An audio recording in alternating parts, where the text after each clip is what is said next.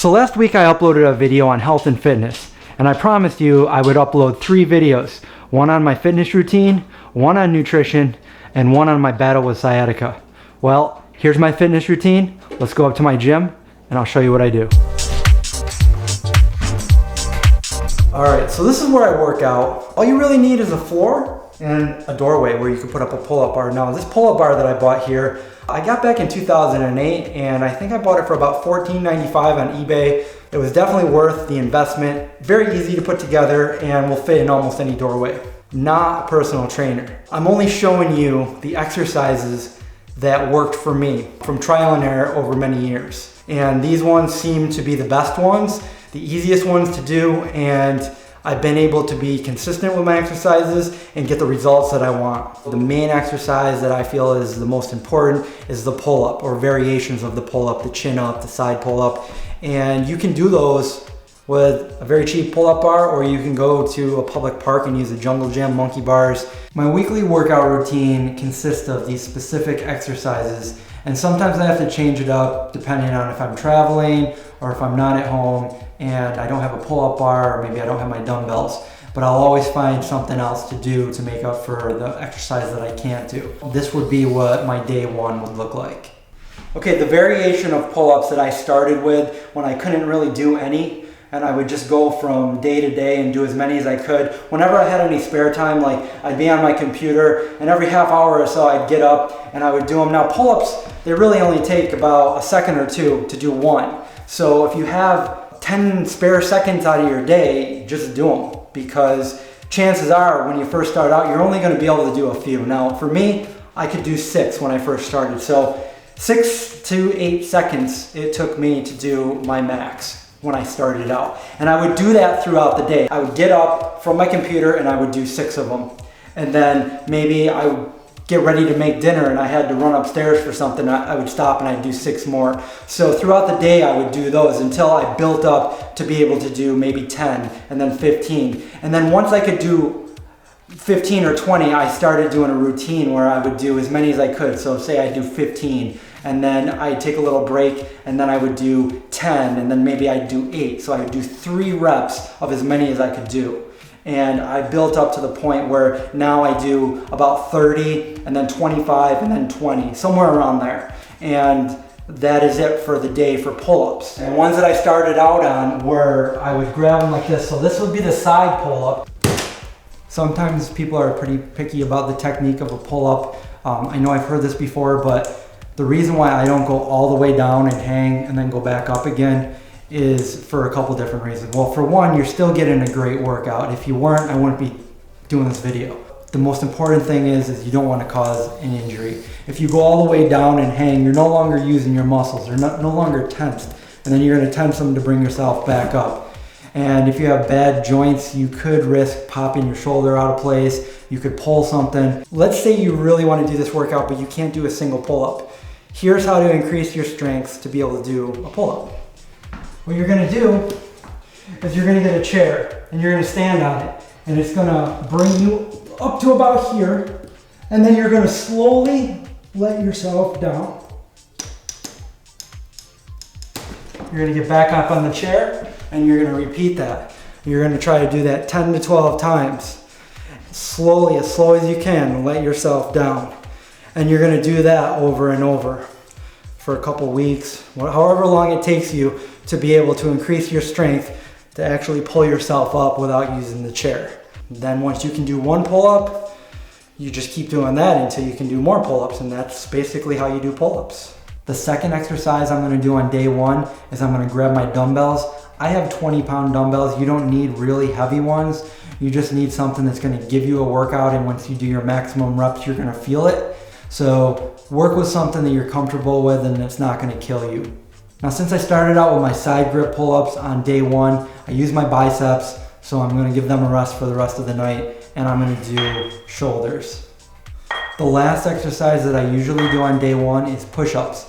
Now, I do push-ups about 4 times a week. You can pick what days you wanna do them on. If you don't wanna do them on day 1, then you can stop with the dumbbells and the pull-ups. I do 3 different techniques of push-ups. So right now I'm gonna do the close grip push-ups, my hands are gonna be directly under my shoulders. They're gonna be the same distance as my shoulders are. And these are great for your triceps and your core. You're gonna do as many as you can do. I do about 50 and I'll do that twice. So I'll do a total of 100. On days that I cannot do pull-ups, I'll do about 200 push-ups. Okay, a typical day 2. I'm gonna do actual true pull-ups. Now these are with your palms facing away from you. And again, it's gonna be the same thing as day 1. I'm gonna do as many as I can, and I'm gonna do that 3 times. And now I'm gonna go to hammer curls. I'm gonna work out my biceps today because you don't really use your biceps too much when you're doing the true pull-ups. For these, I do as many as I can. I do about 40, and then I take a little break, and then I do as many as I can again, and I'll do that 3 times.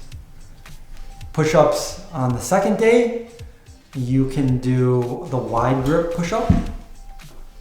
Basically out like this. This is gonna work your pecs, your shoulders, and your core. If you can't do a single push-up, then what you can do is you can put your knees down and do push-ups that way, and eventually you'll increase your strength to the point where you will be able to do a push-up. Or you could do reverse push-ups where you start out in the up position and you slowly let yourself down. And eventually you'll build your strength in your arms and you will be able to do a push-up. Day number 3, it's time for some chin-ups. Now these are in the pull-up fashion, but your palms are facing you. You're gonna be bringing yourself up to your chin and down, just as I'm doing here in the video. Again, it's gonna be the same technique. You're gonna do as many as you can, then take a little break, do as many as you can again. We're gonna do that 3 times. No dumbbells today. We're gonna do legs. I'm gonna go down nice and slow and back up. I'm gonna do that 12 times. I'm gonna switch to my other leg in front and I'm gonna do it again 12 times. I'm gonna do 3 reps of those. You can also do regular squats. You can hold the weights or just your feet apart and just kind of go down to a sitting position and then up. Try not to lock your legs. Try to keep them always bent a little bit. That's it for day 3.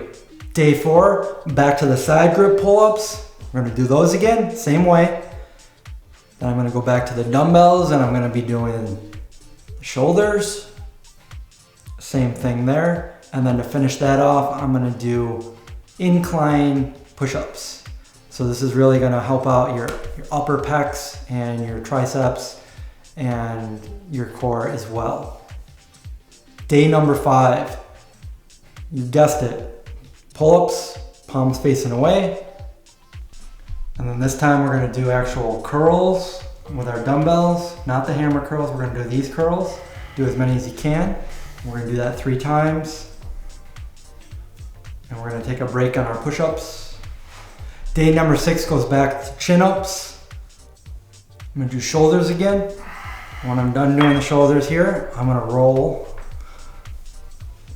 And this is great for your traps, your upper back muscle up here. I'm gonna do this about 20 times. And then I'm gonna do the legs again, same exercise. Day number 7, we're not gonna do any pull-ups. We're gonna do push-ups, and you can choose whatever one you want. You can do your max, so like I do 50, I'm gonna do about 200. So I'm gonna do 4 sets of 50. And if you can only do 10, do 4 sets of 10. So you're doing 40, you'll be good. Weights, we're gonna do hammer curls again, because we're not using our biceps for anything else.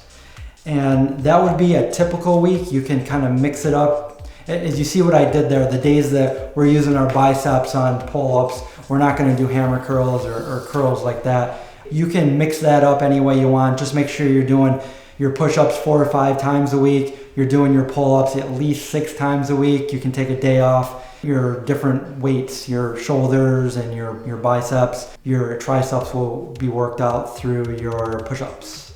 And then you got your legs as well. So do your legs 2 or 3 times a week. And then on top of this, if you are a runner and you like to run, I like to build my cardio and my stamina up. So when I run, I don't go too far. I'm not a huge runner, but I will go out with my dog and we'll run maybe 1.5 miles or 2 miles in a night. And I might do that a couple times a week. In the winter, I kind of don't really do it. Now, another thing that I'd like to mention is you know your limits. Up here, you know your limits. So let's say you're doing your pull-ups and you're on your last one. You know it's your last one, and your buddy's next to you and says, come on, you can do 2 more. I know you got it. Just do 2 more. You got it. And if you took all the energy within you and you put everything into it and you concentrated, you might be able to do it. It's true. However, you could also hurt yourself. You could give yourself nerve damage. You could pull a muscle. And then what? Just so you could prove that you could do another 2?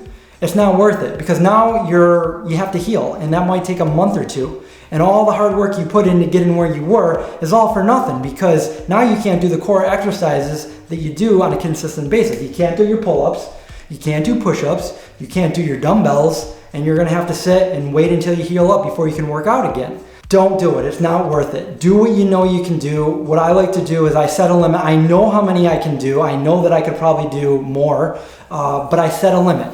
I get to the point where I know I'm feeling a workout, I'm feeling the burn, and I'll stop there. There you go, there's my workout. It's a very doable and time-efficient routine. For those of you with really busy schedules like I have most of the time, you can come home at the end of the night and before bed, take 10 or 15 minutes and do the exercise. The key is to do it on a consistent basis. Make sure you do it every day. Don't give yourself an excuse not to do it. I've been doing it for 3 years, every single day, so I can say with a high level of confidence that these exercises do work. They worked for me, and I'm just sharing that with you. Feel free to ask me any questions about anything I went over today in the comments below. And the last thing that I want to touch upon is our Patreon campaign. I know I've been talking about it in the last few videos, but we're really looking for your help. We're asking for you, our viewer, to donate just $1 or $2 a month. And if you enjoy our videos, and if you like videos like this one in particular, then really, what's $1 or $2 a month? You could probably find that in your couch cushion or your car seat. And the idea is just to get as many people as possible to donate just a small amount, and that would help us out by letting us do these on a full-time basis. Right now, we have a little over 80,000 subscribers on YouTube, which is awesome. And if we could get just a small percentage of them to donate to our Patreon, we'd probably be doing okay. Right now it's on kind of a trial period, which means if it doesn't do what I'm hoping it does, then I'm going to have to pay the bills a different way, which means go back to the full-time job. And if I do that, then there's no way I can continue to do the videos as I'm doing them right now. I'm already working on them more than full-time hours, and it's something that I love doing. I've been making videos since before there was a YouTube. I've been working really hard on this channel for the past 6 years, and it's something that I want to continue doing. I love bringing you guys entertainment. I love sharing my experiences with you guys, especially through the new vlogs, and hopefully along the line inspiring a person or two to go vegan. Asking for something from other people is something that I've always been uncomfortable with, but the more I thought about this, the more fair it sounded. You guys donate a small amount, we continue to bring you these videos, and it's kind of like a win-win situation.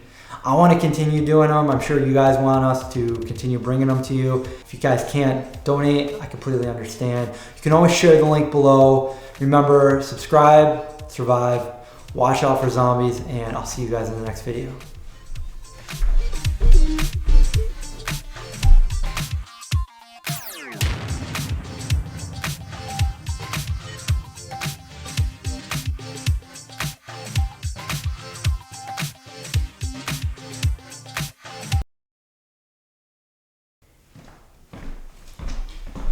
Okay, so here's my gym. It's just basically a room, and it's probably a little echoey. Is it echoey? I think so. Hello? Is it echoey?